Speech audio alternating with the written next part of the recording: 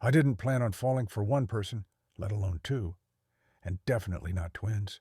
It started at an art residency in Taos, this off-the-grid, desert meets mountains kind of place where creatives flock to paint sunsets and fall apart in silence. That's where I met Elian and Kyle, identical twins, 28, sculptors, unsettlingly intuitive. You'd think it would be impossible to love two people equally. But these two, they weren't a mirror image. They were opposing forces.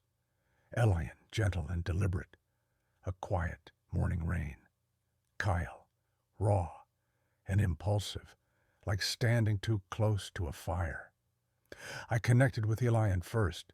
He noticed the way I didn't finish my thoughts out loud and started completing them, for me, like he heard what I didn't say. Then Kale happened, during a night hike, when we got lost in the canyons, and I cried from panic, and he made me laugh so hard I forgot where we were. They both knew. It wasn't hidden. It wasn't shady. One night, wine, moonlight, uncomfortable truths spilling everywhere. I told them the impossible thing. I think I'm in love with both of you. Elian didn't blink. Kyle smiled like he dared me to admit it. They'd already talked about it. They said it wasn't the first time someone fell for both of them. What was different, they said, was me. They wanted to try something unconventional. They both wanted me, and were okay with sharing, as long as it was honest. And it was. For 3 months, it worked. It was messy and emotional and breathtaking. Elian would bring me breakfast and poetry. Kyle would bring chaos and paint-stained kisses. We made rules, broke some, talked through it. We even took a trip together, all three of us, pretending to be roommates when strangers stared too long. But then their mother came to visit. Her name was Gresha, and she saw everything the second she stepped through the door. One twin on my left, the other on my right. My hand subtly behind both of their backs. That evening, Gresha pulled me aside on the porch. Her voice didn't rise. That made it worse. "You don't understand," she said. "You're not just in love with two people.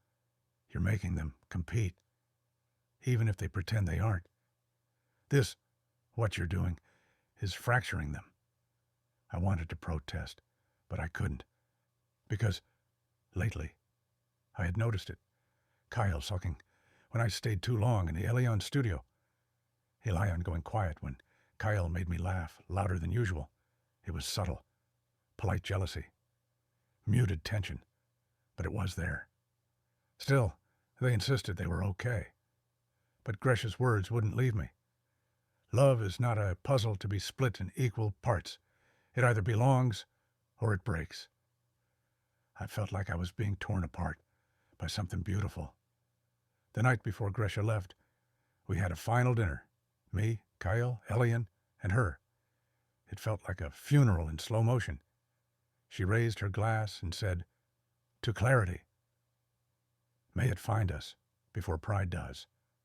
And then she looked straight at me. The next morning, Kyle asked me, "If you had to choose, who would it be?" I couldn't answer, because the real brutal truth was I didn't want to choose, not because I was greedy, but because loving them together felt like loving one whole soul in two bodies. But is that fair? To ask someone to split themselves in half every day for me? So I left.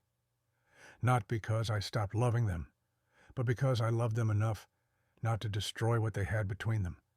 Now, I ask you this. Is it more loving to stay and fight for something unconventional?